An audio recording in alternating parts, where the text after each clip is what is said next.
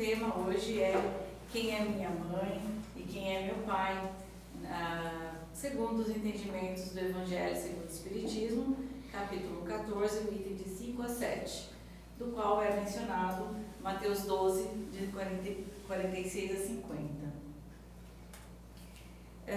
Começo mostrando para vocês o que esse item nos traz, né? Na verdade, esse item é aquele onde Mateus descreve aquele momento em que Jesus estava palestrando com uma multidão e os seus parentes, irmãos e mãe o procura, e seus discípulos chegam a ele dizendo: tua mãe e teus irmãos estão te procurando.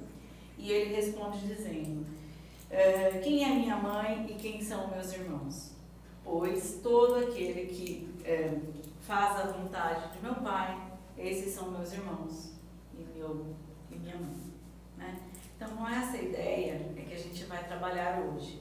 E para iniciar, eu gostaria que convido vocês a escutarem essa música que eu vou colocar e prestar atenção na letra. Só um pouquinho, tem que pular o comercial.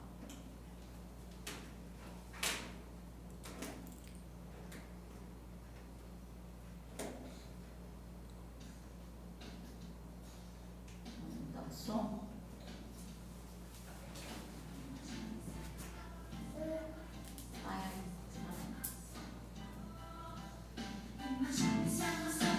Presta atenção na letra.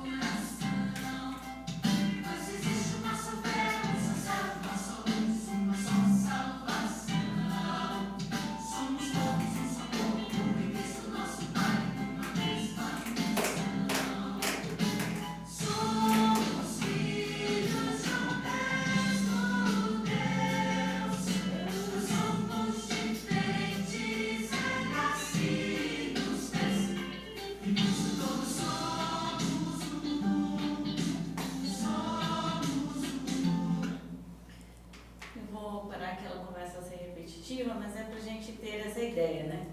Somos um diante o Pai. Então, quando ele coloca assim, quem são meus irmãos e quem é minha mãe, ele está nos trazendo um convite para esta requalificação de família, né? Então, ele traz primeiro o significado do trecho, né? É muito discutido porque que ele exclui, mas na verdade ele não está excluindo a parentalidade, ele está ampliando esta relação, lembrando do sentido legítimo da família, que é os laços espirituais, né? Então, ele está colocando para a gente que os laços espirituais devem estar acima dos laços parentais ou dos laços de sangue.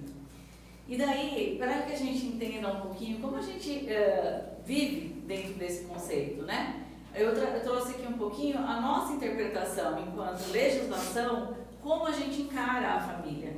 Isso vem de lá de trás, dos primeiros primórdios, né? O conceito de família dentro do Código Processual Civil trouxe para a gente, primeiramente, a caracterização de família dentro daquele núcleo que era formado de forma biológica, ou seja, era necessário ter um pai, uma mãe e seus filhos para resolver as questões familiares. E ao longo do tempo foram se criando outras formas de família, né? E aí esse conceito foi substituído pelo reconhecimento dos laços de família muito mais pelo lado afetivo do que pelo lado biológico. Então, a Constituição de 88 trouxe um novo paradigma para esta conceituação, né? A jurisprudência começou a entender a conjunção de família como união estável e família monoparental. O que significa isso? Famílias formadas por outros parentes, né? E aí, então, com este andar, o Supremo Tribunal entendeu que deveria ser amplo este conceito de laços familiares. E hoje nós temos o conceito jurídico para a família desta maneira. O que se deve balizar o conceito de família é, sobretudo, o princípio de afetividade, na estabilidade das relações socioafetivas, acima ainda daquilo que se considera como caráter patrimonial ou biológico. Então, o que se preserva nas relações jurídicas são os laços afetivos. Isso está indo a caminho do quê, gente? Daquilo que a gente entende como a lei da sociedade, que está bem colocada no livro dos Espíritos, nessas perguntas 768, 774, 775, que eu peço licença para a gente lê-las, né? Na 768, ela está inserida no livro 3, capítulo 12, Lei da Sociedade. Ao buscar a sociedade, o homem obedece não somente a um sentimento pessoal, ou haverá nesse sentimento um objetivo providencial de ordem mais geral. O homem deve progredir. Sozinho, isto não lhe é possível, por não dispor de todas as faculdades. Falta-lhe o contato com os outros homens. No isolamento, ele se embrutece e definha. Nenhum homem dispõe de faculdades completas. Mediante a união social, ele se completa mutuamente para assegurarem o seu bem-estar e progredirem. É por isso que precisamos uns dos outros. Os homens foram feitos para viver em sociedade e não isolados, né? E daí, no item laços de família, existem algumas perguntas que comparam as nossas relações com as relações animais. Ou seja, os animais dão as crias e logo abandonam os seus filhos, né? Se não, a pergunta vem no sentido de que por que o homem não faz isso, né? E daí a resposta é assim, na 774. Há no homem alguma coisa mais além das necessidades físicas. Há necessidade de progredir. Os laços sociais são necessários ao progresso. E os de família tornam mais apertados os laços sociais. Eis porque os laços de família são uma lei natural. Quis Deus, dessa forma, que os homens aprendessem a amar-se como irmãos.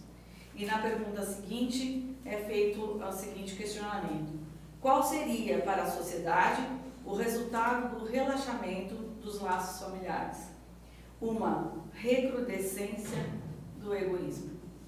Então, se a gente fosse levar em consideração que Jesus está destituindo a família, ele estaria contrário à lei da natureza e da sociedade, né? E por isso é tão interessante a gente ver a evolução dos nossos conceitos de família, né? Que dessa forma nós estamos requalificando os nossos laços. E a gente prova dessa forma que a gente não consegue estar sozinhos, né? Então a gente tem aí as famílias criadas entre avós e netos, irmãos que cuidam de irmãos, pessoas sozinhas com seus pets, também são famílias, né? E famílias de mesmo sexo, né? Formadas por pessoas de mesmo sexo, dentre outros, né? Então, quando ele coloca quem é minha mãe e quem são meus irmãos, nós temos que olhar com o olhar daquilo que ele trouxe na sequência. Todo aquele que faz a vontade de Deus, esse é é meu irmão, minha irmã e minha mãe. Então, aí perguntam, mas tá, então o que são meus irmãos, minhas irmãs, se é o laço espiritual? Eles estão inseridos nesta situação de desejo comum de participar da nossa evolução espiritual. Nós somos seres que estamos vibrando nas mesmas sintonias e que necessitamos de uns com os outros, né? Então, Jesus está nos convidando a ir além dessa compreensão inicial e limitada da família apenas sanguínea. Ele está ampliando e nos trazendo um convite para entender família na dimensão espiritual, ética e universal. E com esta ótica, nós podemos dizer que os verdadeiros vínculos estão dentro do amor vivido por aqueles seres, né? Unidos pela comunhão de valores, afinidades morais, compromisso com o amor. Ah, mas aí vocês me perguntam, né? Mas e aí? O Espiritismo nos traz, o Evangelho também nos traz as questões dos laços, né? Onde é mostrado que dentro da família biológica, a gente pode encontrar sim aqueles espíritos que estão alinhados conosco, que já vibram na mesma harmonia e que se dão bem. Mas ali também, e principalmente, né, é mais isso que nós encontramos nas famílias sanguíneas, eu quero dizer, aqueles espíritos com quem a gente tem histórias difíceis, né? E daí são esses que vai fazer com que a gente possa evoluir espiritualmente, pelo exercício do respeito às diferenças, pela educação, pelo exemplo e não pela imposição, ou corrigindo com amor e não com violência, perdoar mesmo quando é difícil amar e mesmo amando quando ainda não sabemos amar plenamente. Essas são as diretrizes que nos levam para a família biológica. E esta, então, se torna a escola da alma. São os primeiros contatos com as regras sociais que a gente deve seguir, né? Então, lá dentro do lar é que nós estamos tendo o treinamento para irmos para a sociedade com valores e crenças que vão nos ajudar na convivência social para construir paz e para o exercício da fraternidade, né? Então, ao nos chamar ao amor ao próximo como a si mesmo, ele está nos chamando a rever esses valores e buscar esses valores na convivência com o próximo, seja qual for. Por isso a expansão da questão da família biológica para a família espiritual. Todos somos irmãos no mesmo Pai, como vimos na música, né? E além das paredes do lar, como é que nós vamos fazer? Então, então tá, já sei o que eu aprendi em casa, vou levar lá para a sociedade, né? Mas como a gente faz isso? Então, é necessário que a gente entenda que a nossa responsabilidade e a nossa esperança da vida melhor é que devemos ofertar para os nossos irmãos, né?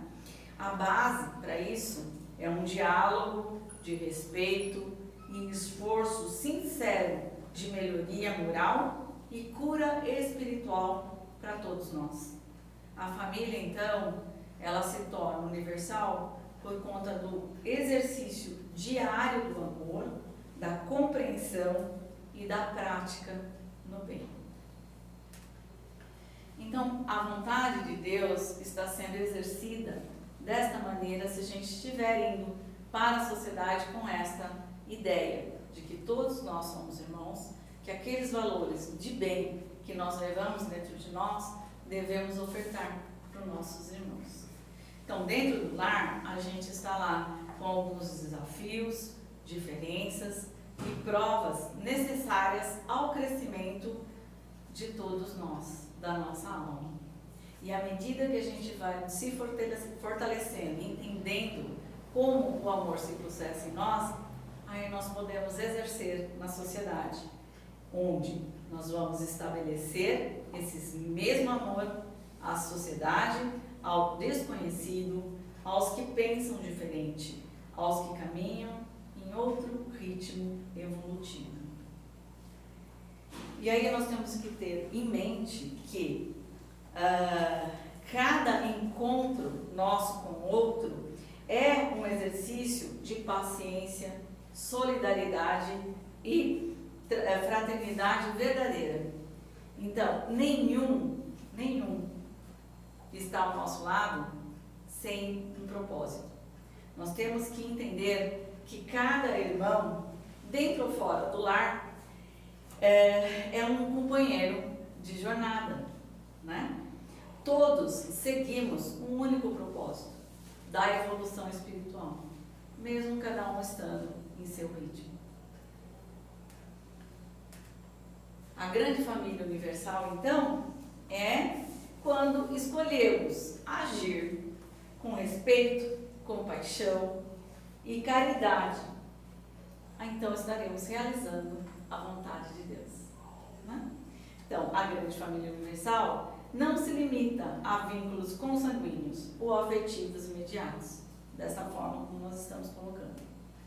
A vontade divina, então, se cumpre sempre que olhamos o outro, né? Através do espírito de jornada, né? Tão necessário de compreensão como nós mesmos. Então, se a gente estiver assim, fiel a esta vontade, a esse conceito, nós estaremos ajudando Deus na transformação do mundo, né? E também, seguros na nossa jornada, nós estaremos trabalhando na nossa evolução espiritual, assim como Jesus nos coloca. Cumprir a vontade do Pai, então, é transformar as relações do cotidiano em oportunidades de crescimento espiritual. Nosso propósito é ver no outro, não um estranho, mas um irmão, não um obstáculo, mas um companheiro de jornada. A ideia aqui, pessoal, é essa, né? De trazer para vocês esse conceito de que nós vivemos no mundo, nós somos uns com os outros.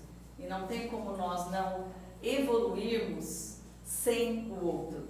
Nós precisamos, cada um de nós precisa um do outro para evoluir, independente do passo que nós temos, da jornada em que nós nos encontramos. Então, para terminar essa pequena reflexão, eu queria ler com vocês aqui do item 4 do livro Caminho Espírita, de Francisco Cândido Xavier, que se chama Auxiliemos. Os que tombaram em sofrimento, deixa que a voz deles te alcance a vida. Não te presumas tão longe. Frequentemente, o espaço que os distancia não é senão aquele que te separa do lar vizinho. Enquanto nos detemos, pensando nas lágrimas que lhes encharcaram as horas, é possível que estejam a poucos metros de nós, carregando fadiga e desilusão.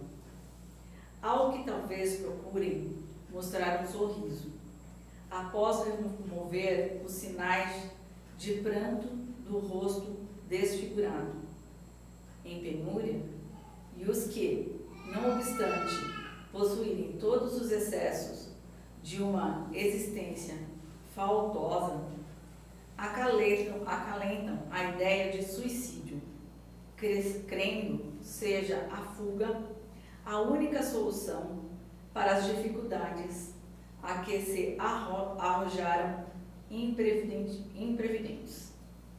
Muitos abraçaram empresas delituosas, adquirindo tormentos de espírito.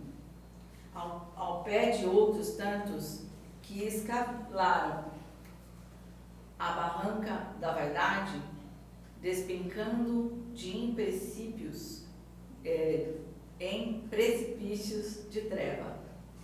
Deixa que te visitem o espelho da consciência. Vê-lo-ás, sentindo-te por baliza de extensa caravana de angústias. Dói contemplar não somente os adultos algemados à provação, mas também as crianças e jovens espoliados de afeto, que a necessidade, em muitas ocasiões, relega ao espinheiro da enfermidade ou à vala do suicídio, do vício. Se desfruta a saúde, se tens algum tempo disponível, se possuis influência, ou se retens essa ou aquela sobra da bolsa, colabora para que se reduzam o desespero e a aflição que ainda lavram na terra. Não exijas, porém, a alheia gratidão para auxiliar, ainda mesmo que os necessitados de teu concurso transportem no peito corações empedernidos na sombra do mal, dos quais não te é lícito aproximar, por enquanto, a fim de que não patrocines a irreflexão ou a desordem. Ora por eles e ampara-os de maneira indireta. As mães dos obsessores e dos ingratos, ainda quando desencarnadas, estão vivas. Elas vibram de esperança e felicidade com os teus gestos de amor e te dirão, em preces de alegria, no silêncio da alma: Deus te guarde e abençoe. Emmanuel. Então, com essa colocação, nós encerramos e eu passo a palavra